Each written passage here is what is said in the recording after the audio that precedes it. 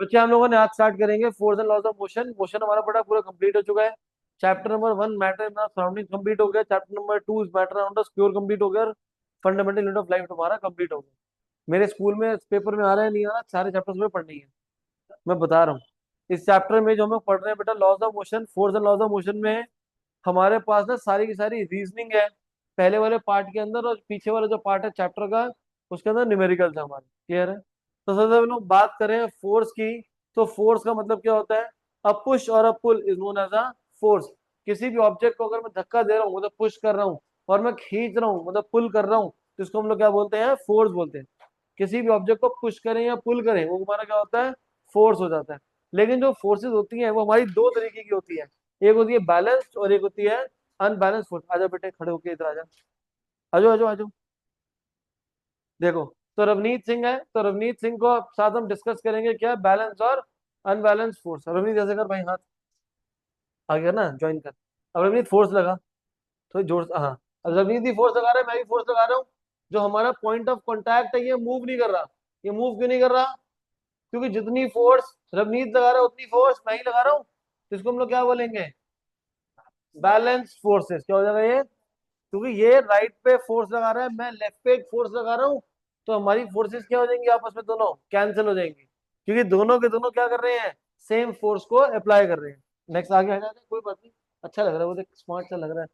अब देख, और सुनने में जूते भी अच्छे पहन के आए हैं। हाँ भाई, अब इस केस में क्या है हमारा? जो फोर्स है ना, जोर से फोर्स लगा, जोर से लगा भाई।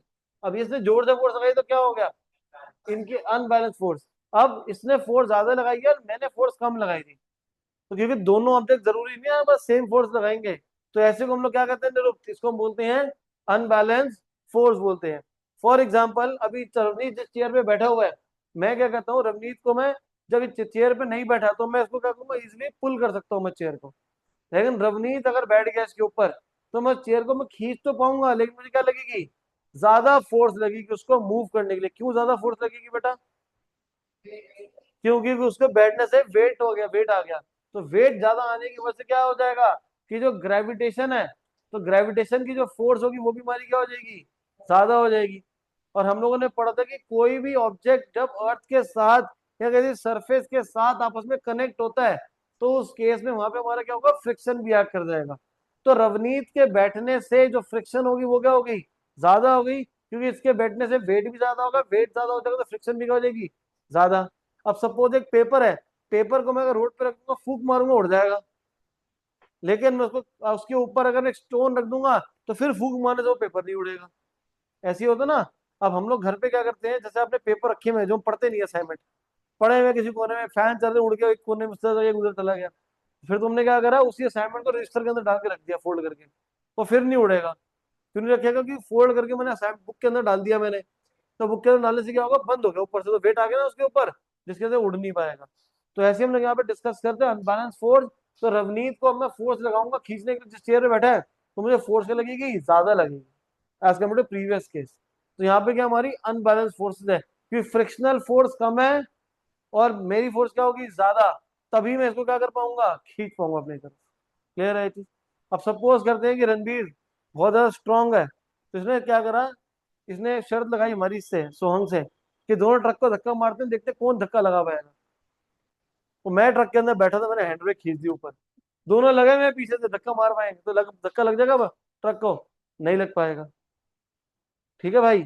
अब फिर हमने क्या करा? हैंड ब्रेक को नीचे कर दिया, तो क्या होगा उस केस में? तो फोर्स लगाएंगे ट्रक को, तो हो सकता है शायद मूव कर जाए ट्रक।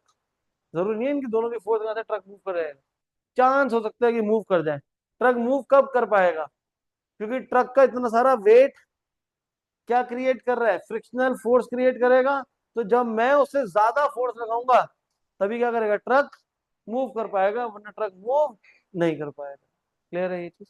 तो ये हमारा बैलेंस एंड अनबैलेंस फोर्सेज हैं।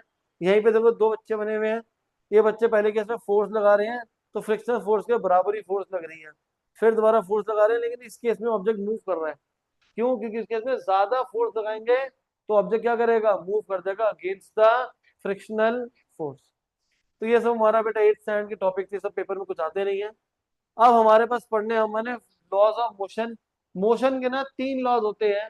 पहला लॉ होता है हमारा फर्स्ट लॉ, दूसरा सेकंड और तीसरा थर्ड। तो हम लोग फर्स्ट लॉ ऑफ मोशन से स्टार्ट करेंगे। जो लोग ऑनलाइन बेटा क्लास अटेंड कर रहे हैं उनको कुछ समझ आ रहा है? हेजल एंड इश्वीन, थम्स अप कर देना समझ आ रहा है तो। वैसे तो हमने खास कुछ करा नहीं है अभी तक। इश्वीन इज ओके, डन। नेक्स्ट हम बात करते हैं आगे। Okay, first law of motion. तो फर्स्ट लॉ ऑफ मोशन क्या कहता है? फर्स्ट लॉ ऑफ मोशन वही कहता है जो हम मम्मी घर पे कह रही है कि किताबें उठा के पढ़ भी लिया कर, वही पढ़ी हुई है सारी की सारी किताबें। तो इसका मतलब क्या है कि जो ऑब्जेक्ट जहां पर है वो वहीं पे पड़ा रहता है, और जो ऑब्जेक्ट चल रहा है वो चलता रहता है। कब तक चलते रहते हैं? या कोई भी ऑब्जेक्ट कब तक पड़ा रहेगा? जब तक कि उसके ऊपर एक फोर्स नहीं लग जाती। जब तक कि उसके ऊपर एक फोर्स नहीं लग जाती जिसकी वजह से वो ऑब्जेक्ट क्या कर जाए, मूव कर जाए या स्टॉप कर जाए। So first law of motion क्या हमारा बोलता है? N object remains in a state of rest or of uniform motion. कोई भी एक ऑब्जेक्ट हमेशा या तो पड़ा ही रहेगा या चलता ही रहेगा। कब तक? जब तक कि उसके ऊपर एक एक्सटर्नल फोर्स अप्लाई नहीं हो रही। जब तक कि उसके ऊपर एक एक्सटर्नल फोर्स अप्लाई नहीं हो रही। मम्मी रोज सुबह नहीं उठाए ना, बेड पे ही पड़े हुए सारा दिन। ठीक है ना? Yes sir. तो ये हमारा क्या है, फर्स्ट लॉ ऑफ मोशन कह सकते हैं। थोड़ा सा फर्स्ट लॉ ऑफ मोशन है कि एक बार जहां बैठ गए वहां से हिलना ही नहीं है हमने। गेम खेलने बैठ गए तो वहीं बैठे ही हुए हैं। तो उसको हटाने के लिए क्या करना पड़ेगा? मम्मी चप्पल फेंक के मारेगी या थप्पड़ मारेगी तभी, या जोर से चीखेगी मम्मी तभी क्या होगा, हम लोग वहां से मूव करेंगे, वरना उसके अलावा मूव हम करते नहीं है। तो ये हमारा क्या है, फर्स्ट लॉ ऑफ मोशन। यहाँ से मार्क करेंगे, an object remains in a state of rest or of uniform motion in a straight line unless compelled to change that state by an applied force. इसे mark कर लेंगे, इसको बोलेंगे first law of motion. This is our first law of motion. ये define है। हम लिखेंगे state first law of motion, तो ये डिफाइन है। और मेरे को अपनी इंग्लिश में नहीं लिखना भाई, जो इंग्लिश ये लिखी हुई है उसी में अटेंड कर लिखना है मेरे को। An object remains in a state of rest or of uniform motion in a straight line unless compelled to change that state by an applied force. जब तक इसके ऊपर उसकी फोर्स मैं नहीं लगा रहा उसका स्टेट चेंज करने के लिए। समझ आ गई ये चीज? अब इसके हम लोग क्या करेंगे, कुछ एग्जांपल्स भी पढ़ेंगे ऑल्सो। अब जैसे हम बोल रहे हैं कि रणवीर गेम खेलने बैठा, तो रणवीर गेम ही खेलता जा रहा है। ऐसा क्यों है? मम्मी ने आवाज मारी, हाँ पढ़ लेता हूँ, कर लेता हूँ, बंद कर देता हूँ। हम लोग क्या बोलते हैं, वही क्या बोलते हैं, ढीठ हो गया लड़का हमारा, सुनता ही नहीं है। तो वैसे ही जो कोई ऑब्जेक्ट होते हैं, ऑब्जेक्ट के अंदर जो जो रेजिस्टिव प्रॉपर्टी होती है, जो उसको स्टेट चेंज करने नहीं देता, या जो उसको मोशन चेंज करने, रणवीर सिंह देखो सर, जो उसको रणवीर उसको स्टेट चेंज करने नहीं देता, उसको हम लोग बोलते हैं इनर्शिया। क्या बोलते हैं इसको हम लोग?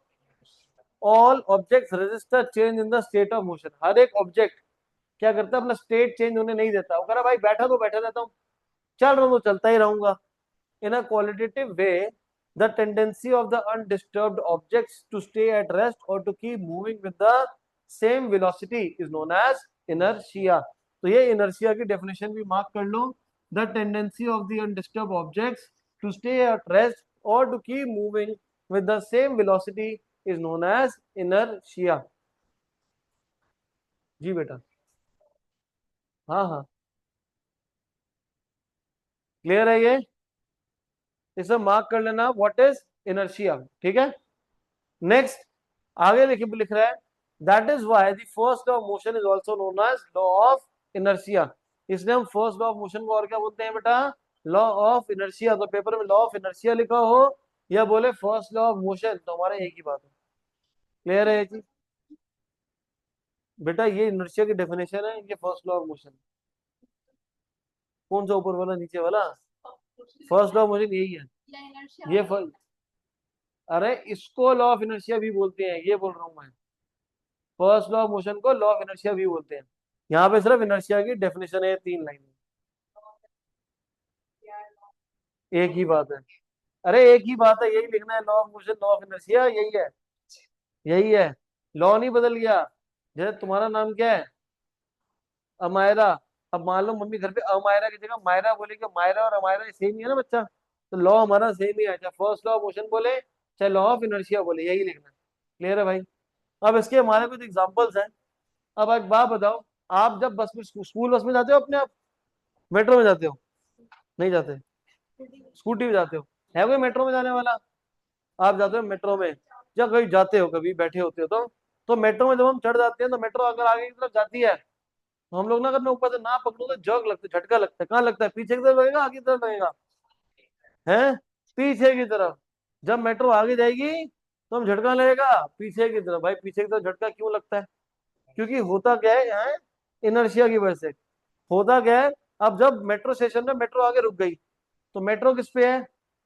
रेस्ट पे। मेट्रो किस पे है? जब हम मेट्रो में चढ़ गए तो हमारी body in contact with the metro, वो भी किसमें है? रेस्ट पे। मैं भी रेस्ट, मेट्रो भी रेस्ट। अब मेट्रो तो एकदम चल पड़ेगी तो हमारी बॉडी क्या करेगी? इनर्शिया की वजह से अपोज करेगी उस चेंज इन मोशन को। क्योंकि इनर्शिया का मतलब क्या होता है? चेंज होना। इनर्शिया का मतलब क्या है? चेंज। किसको चेंज? चेंज इन अपोजिशन है। मतलब कुछ अगर मूवमेंट चेंज हो रही होगी तो उसको अपोज करेगा। तो कब हमारी बॉडी मेट्रो के साथ कॉन्टैक्ट में थी तो मेट्रो चलने लग गई, तो हमारी बॉडी भी क्या चाहिए? चलनी चाहिए। लेकिन हमारी बॉडी के अंदर जो इनर्शिया है वो क्या करेगा? वो चेंज इन मोशन को अपोज करेगा, चेंज इन मोशन को। और हमें एक फोर्स लगती है कहाँ पे? ऑपोजिट डायरेक्शन में। तो मेट्रो आगे जाएगी, झटका कहाँ लगेगा? पीछे की तरफ। क्लियर है क्या? दूसरा, मेट्रो चल रही है तो मेट्रो किस में है? मोशन में। मैं मेट्रो के साथ कांटेक्ट में हूं तो मैं भी किस में हूँ? मोशन में। दोनों मोशन में है। अब जब मेट्रो रुकेगी तो जग कहाँ लगेगा? आगे की तरफ लगता है, पीछे की तरफ लगेगा? अब आगे की तरफ। कि जब मेट्रो रुकेगी तो रुकेगी कैसे? ऑपोजिट डायरेक्शन में फोर्स लगाएगी ना, ब्रेक लगाएगी रोकने के लिए। तो जब मेट्रो रुकेगी तो ऑपोजिट डायरेक्शन में फोर्स लगाएगी, लेकिन मेरी बॉडी अभी भी कहाँ जा रही है? आगे की तरफ जा रही है। तो वो क्या करेगा? जर्क लगेगा। जर्क कहाँ लगेगा मेरे को? फॉरवर्ड डायरेक्शन में। क्यों लगेगा? Due to the inertia. तो मुझे ना एक सिंपल सा सेंटेंस है जो कि मेरे को फर्स्ट लॉ ऑफ मोशन में लर्न करना होता है। हर एक क्वेश्चन में वही लिखना होता है। वो क्या लिखना होता है हमें? मैं यहाँ लिख रहा हूँ, सभी बच्चे लिख लीजिए। ऑब्जेक्ट, क्या हुआ बेटा? अगर मेट्रो चल रही है, मेट्रो के अंदर है, अगर मेट्रो रुकी हुई है और आप मेट्रो में हो तो दोनों के दोनों रेस्ट पे हो। मेट्रो चल रही है बट हाँ मेट्रो में खड़े हुए हो ना, बट अगर आपकी बॉडी जो है वो तो उसके साथ कांटेक्ट में है ना, तो मेट्रो चल रही है तो आप भी चल रही हो। ठीक है, आपकी पोजीशन तो चेंज हो ही रही है टाइम के रिस्पेक्ट में, इसीलिए। तो आपको यहाँ लिखना है द ऑब्जेक्ट अपोजेस, लिख लो बेटा note statement. The object opposes the change in motion due to inertia. The object opposes the change in motion due to inertia. ये एक यूनिवर्सल स्टेटमेंट है जो फर्स्ट लॉ ऑफ मोशन में लिखते हैं हम लोग। The object opposes the change in motion due to inertia. लिख लिया? अब इसके आंसर हम लोग लिखेंगे कैसे, वो भी मैं आपको बताऊंगा अभी। ये स्टेटमेंट आएगी, लिखनी है, बताऊंगा कहाँ लिखनी है और कैसे लिखनी है। अब इसके बाद देखिए, अब सपोज करते हैं कि आप जब कैरम बोर्ड खेला किसी ने, तो कैरम बोर्ड में ना स्ट्राइकर, जो स्ट्राइकर हम स्ट्राइक करते हैं, हिट करते हैं, और बहुत सारे कॉइन्स होते हैं हमारे। जो हम लोग कॉइन जब ऐसे लगे रहते हैं तो मैं स्ट्राइकर से अगर मैं हिट करता हूँ तो उसमें होता है क्या, जो सबसे बॉटम वाली जो वो कॉइन होता है वो हिट करने से नीचे से अलग हो जाता है और ऊपर वाला स्टैक एकदम सीधा सीधा नीचे आ जाता है। ऐसा क्यों होता है भाई? ऐसा इसलिए होता है क्योंकि जो ऊपर के सारे कॉइन्स है वो किस पे है? रेस्ट पे। नीचे वाले कॉइन पे जब मैंने हिट करा था तो नीचे वाला कॉइन किस में आ गया? मोशन में, वो तो हट गया। लेकिन जितने भी सारे ऊपर वाले थे वो किस पे थे? रेस्ट पे। जब वो सारे के सारे रेस्ट पे, तो मैंने स्टेटमेंट लिखवाई थी, all the coins will oppose, object हटा के क्या हो जाएगा? Coin. All the coins will oppose the change in motion due to inertia. इसलिए वो कहा जाएगी, सीधे सीधे नीचे आ जाती है। अब आपने ऑब्जर्व करा होगा जब कैरम को हिट करते हैं स्ट्राइकर को, तो उस केस में जो ऊपर का पूरा जो कॉइन है वो गिर भी जाता है। वो गिरता कब है? वो गिरता तब है जब आपने सीधे की जगह आपने स्ट्राइकर को ऐसे टेढ़ा मारा। तो टेढ़ा मारने की वजह से होता क्या, अभी तो सीधा स्ट्राइकर था, मैं मोशन में कौन सा आ गया? राइट साइड में। बट ऊपर वाला क्या करेगा? अपोज करेगा, तो इसलिए कहाँ गिर जाएगा? वो ऑपोजिट डायरेक्शन में। अगर नीचे वाला कॉइन राइट पे गया है तो जो ऊपर का पूरा जो हमारे वो कॉइन्स है वो कहाँ गिरेंगे? लेफ्ट पे गिर जाएंगे। कभी पापा ने गाड़ी चला रहे होंगे, पापा साहब गाड़ी में बैठे होंगे, स्कूटी में तो नहीं हो पाएगा, कार में जब बैठोगे तो कार जब चल रही है तो आप किसमें हो? स्ट्रेट लाइन मोशन में। आप किसमें हो? स्ट्रेट लाइन मोशन में, कार सीधी सीधी चल रही है तो कार है स्ट्रेट लाइन मोशन में। मैं कार के अंदर बैठा हूं तो मैं भी किसमें हूँ, स्ट्रेट लाइन मोशन में। अब पापा ने क्या करा, एकदम से लेफ्ट मोड़ दिया। तो एकदम से लेफ्ट मोड़ देंगे तो क्या होगा, जो बैठे होंगे पीछे उसको झटका लगेगा राइट साइड पे। क्यों लगेगा राइट साइड पे, क्योंकि मेरी बॉडी किसमें थी, स्ट्रेट लाइन मोशन में। अब वहां पे क्या होगा, चेंज इन डायरेक्शन हो गया। तो मैंने यहाँ स्टेटमेंट लिखवाई थी, क्या स्टेटमेंट लिखवाई थी, the object will oppose the change in motion. तो इस केस में मोशन की जगह क्या लिखेंगे, डायरेक्शन, ड्यू टू इनर्शिया। तो आप क्या लिखोगे, our body will oppose the change in motion due to inertia and therefore we get a jerk in the opposite direction. अगर मैं गाड़ी लेफ्ट पे मोड़ूंगा तो मुझे जर्क का लगेगा राइट साइड पे, गाड़ी को मैं राइट पे मोड़ दूंगा तो जर्क का लगेगा लेफ्ट साइड पे। चलती हुई गाड़ी अगर रुक जाएगी तो जर्क का लगेगा फॉरवर्ड डायरेक्शन में। अगर रुकी हुई बस या रुका हुआ मेट्रो एकदम से चल पड़ेगा तो जर्क का लगेगा मेरे को बैकवर्ड डायरेक्शन में। तो हमेशा फोर्स का लगती है, हमेशा में ऑपोजिट डायरेक्शन में फोर्स लगती है। क्लियर है सभी को, डाउट इसके अंदर, ठीक है। अब ये इरेज कर रहा हूं मैं, तो आप लिख ही चुके हो। तो इसके कुछ केसेस हम लोग यहाँ डिस्कस करेंगे। Certain experiences that we come across while travelling in a motor car can be explained on the basis of the law of inertia. We tend to remain at rest with respect to the seat until the driver applies a braking force to stop the car. With the application of the brakes, the car slows down, but our body tends to continue in the same state of motion because of the inertia. So, a sudden application of the brakes may cause injury to us by the impact or collision with panels in front. Panels in front का मतलब क्या हो गया कि आगे एकदम झटका लगेगा हमें, इसलिए हम लोग क्या बोलते हैं, seat belts are want to prevent such accidents. Seat belts exert a force on our body to make the forward motion slower. अब इसका मतलब क्या, क्यों बोलती है गवर्नमेंट हमारी कि हम लोगों को सीट बेल्ट लगानी चाहिए। सीट बेल्ट लगाने के लिए बोलते इसलिए हैं कि जब कार चल रही है तो अगर एकदम से अगर एक्सीडेंट हो गया तो जो कार की जो स्पीड थी वो एकदम से क्या हो जाएगी, जीरो हो जाएगी, किसी ऑब्जेक्ट पर टकरा जाएगा तो।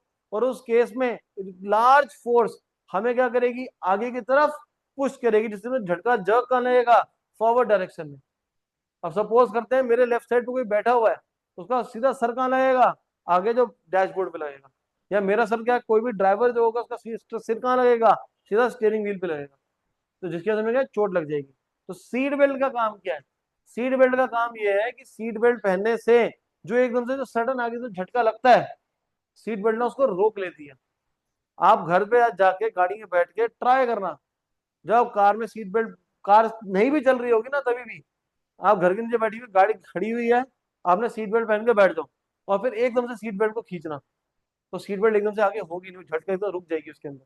कि सीट बेल्ट का फंक्शन यही होता है कि जब भी एकदम से उसको खींचा जाता है तो वो खींचती नहीं है, रुक जाती है। इज कॉमन ऑब्जर्वेशन, आप बैठे बैठे खड़ी गाड़ी में भी ट्राई कर सकते हो सभी लोग। क्लियर है ये चीज। नेक्स्ट है, an opposite experience is encountered when you are standing in a bus and the bus begins to move suddenly. अब बस में आप खड़े हुए हो तो बस किस पे है, रेस्ट पे। our body in contact with the bus is also at rest. when the bus starts suddenly, our body, ये लिखवाया था यहाँ पे मैंने, our object की जगह क्या लिखेंगे, our body will oppose the change in motion due to inertia. therefore we get a jog in the Gunisha backward direction. An opposite experience is encountered when we are standing in a bus. The bus begins to move suddenly. We tend to fall backwards. This is because the sudden start of the bus brings motion to the bus as well as to our feet in contact with the floor of the bus. But the rest of the body opposes the change in motion due to inertia. Clear है। तो हर बार अलग अलग learn करने की जगह मैंने एक single statement दे दिया, हर क्वेश्चन वही चल जाएगी। ठीक है। Next, when a motor car makes a sharp turn at a high speed, we tend to get thrown to one of the side. This can again be explained on the basis of the law of inertia. We tend to continue in a straight line motion when we are unbalanced forces applied to the engine by the change of direction to the motion of the motor car.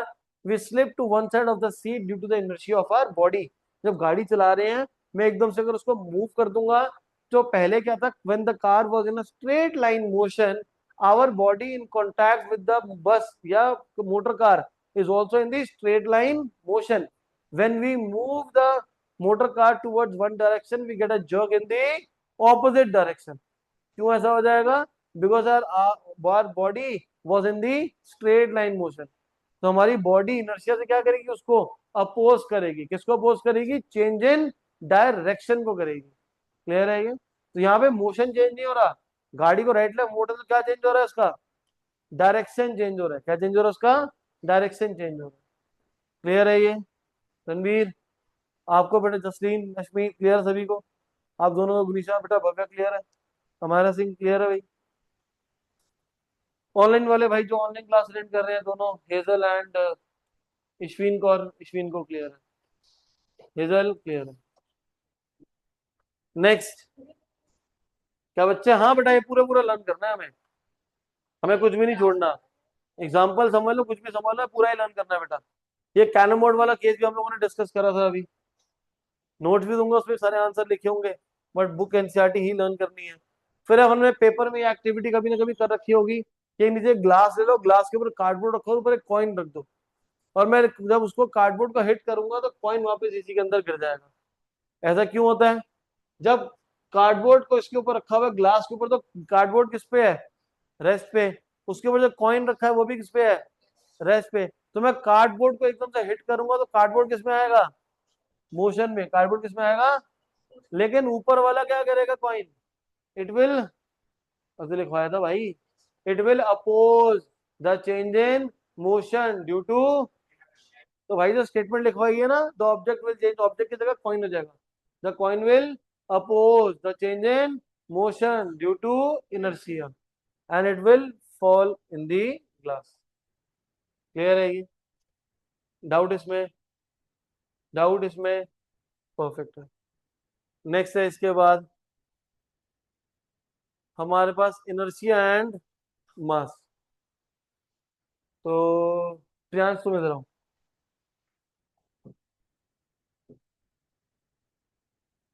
हमारा अगला topic है भाई inertia and mass.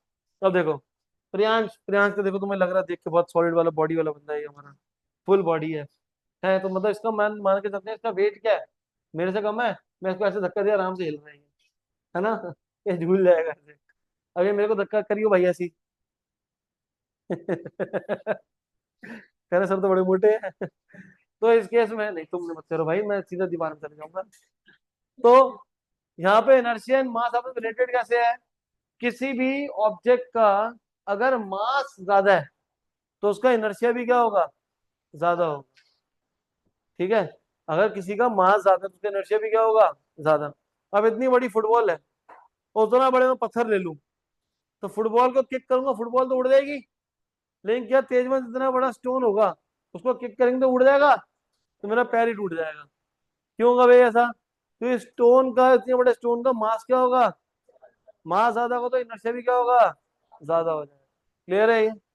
अब इतना बड़ा bag, अगर मैं 1 kg cotton, इतनी बड़ी होगी मेरी बहुत सारी, और उतना ही बड़ा मैं इतना बड़ा स्टोन ले लूं, किसको किक करने पे चोट लगेगी?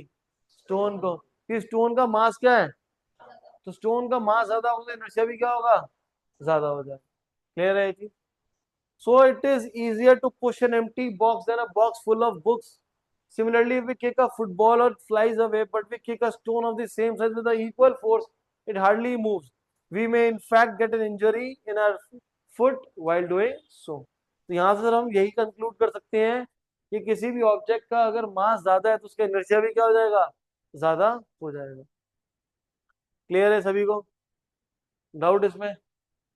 नेक्स्ट. और क्या रह गया इसके नीचे हमारा? ये सारा बेटा जो मार्क करना है यही लर्न करना है. और इसमें कोई क्वेश्चन नहीं है हमारा. ये रैंडम क्वेश्चन ही बनेगा इसमें कि ऑब्जेक्ट का किसका मास ज्यादा है, किसका मास कम है, इनर्शिया ज्यादा है, किसका कम है. अब यहाँ पे देखिए हमारे पास क्वेश्चन आ गए आपके पास. पहले हम उल्टा स्टार्ट करेंगे. क्वेश्चन नंबर 4 देखेंगे. Why do you fall in the forward direction when a bus, when a moving bus brakes to stop and fall backward when it accelerates from the rest? हाँ जी बेटा. हाँ जी, अपना डाउट पूछ लो भाई. Figure 8.7 कहाँ पे भाई? ये. हाँ. हाँ, ये मेट्रो वाला केस थोड़ी है. हाँ. हाँ. हाँ. हाँ. हाँ। हाँ मेट्रो रुकी, तो आपको अब मेट्रो रुकी तो आपको जग लगा पीछे की तरफ। गलत। जब मेट्रो रुकी तो जग कल लगा पीछे लगा आगे लगेगा। अरे आगे लगेगा। हाँ। की कार्डबोर्ड है। कार्डबोर्ड मेट्रो है। हाँ। नहीं कार्डबोर्ड कार्डबोर्ड मेट्रो नहीं है ना। अब इस केस में एक मैं बता रहा हूँ, जब तुम्हारे तुम्हारा केस समझ लेते हैं। तो इनका केस थोड़ा अलग सा है। बट इनको इनके तरीके से समझाते हैं क्या बोल रहे हैं ये कह रहे हैं मेट्रो में खड़े हुए हैं, मेट्रो चलेगी तो झटका लग जाएगा। ठीक है ना। अब यहाँ पे वही कर रहा है ये। अब ये मान लो मैंने मेट्रो दी, मेट्रो को मैंने धक्का दिया, मेट्रो उड़ गई। तुम तो वहीं पे रह गए। फिर तुम्हारी बॉडी क्या करेगी? अपोज करेगी चेंज ऑफ मोशन को, तुम उड़े ही नहीं ना। जब मेट्रो जब चल पड़ी थी तो तुम भी ऐसे चलने लग गए थे क्या? तुम तो वहीं थे। तो तुम्हें क्या लगा? जग लगा। फिर जब मेट्रो रेस्ट पे, तुम पहले पेंसिल पकड़ लो अपनी। जब मेट्रो रेस्ट पे थी तो आप भी रेस्ट पे थे। मेट्रो चल पड़ी तो आप नहीं चले। आपकी बॉडी ने अपोज करा उस चेंज इन मोशन को, इसलिए तुमको झटका लगा पीछे की तरफ। ऐसे ही इस वाले केस में, जब कॉइन के कार्डबोर्ड के ऊपर कॉइन रखा था तो कार्डबोर्ड को हिट करने से तो कार्डबोर्ड मोशन में आया। लेकिन उसने क्या करा, कॉइन ने अपोज करा उस चेंज इन मोशन को। वरना कार्डबोर्ड ने तो कॉइन को बोला चल भाई मैं भी चलूं तू भी साथ चल। वो थोड़ा चला, वो करा नहीं नहीं भाई मैं नहीं जा रहा, मैं जहां पे वहीं रहूंगा। वो अपोज करा उसको तो वहीं गिर जाएगा। क्लियर है ये? ठीक है भाई, अब पढ़ ले, अब करें क्वेश्चन। और किसी को डाउट है? हाँ तो भाई रूल तो सभी के आएंगे ना बेटा। नेक्स्ट है फोर्थ में, जब हम मान लो कार के अंदर है, बस के अंदर एकदम से ब्रेक लगाएंगे तो हमने इसका आंसर क्या पढ़ा था? When a bus is moving, the bus is in motion, our body in contact with the bus is also in motion. When the bus stops suddenly, the our body opposes the change in motion due to inertia. Therefore, we get a jog in the forward direction. And when the bus is at rest, our body in contact with the bus is also at rest. When it starts suddenly, we get a jog in the forward direction, but backward direction. Why? Because our body opposes the change in motion due to inertia. Question number three.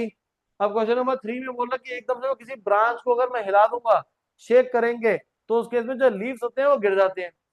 ऐसा क्यों होता है? When the tree, ना कर बेटा tick tick, when the branch is at rest, leaves in connect with the leave branch is also at rest. When we shake the branch of a tree, the branch comes into motion, but the leaves will oppose the change in motion due to inertia. तो statement fit हो गई हर जगह। तो object की जगह क्या हो गया? लीफ हो गया। So the leaf will oppose the change in motion due to, therefore they fall off from the branch या ट्री। क्लियर है ये? फिर ऊपर की तरफ आते हैं। अब फुटबॉल प्लेयर क्या कर रहा है? Identify the number of time, ये भी नहीं करना हमें, ये भी नहीं करना। क्लियर है भाई? तो फर्स्ट लॉ ऑफ मोशन समझ आ गया क्या होता है? तो फर्स्ट लॉ ऑफ मोशन को एक बार सारा से बैठ के एक बार अच्छे से दोबारा रीड करो, और कोई डाउट है तो मेरे से पूछो, फिर हम आगे करें।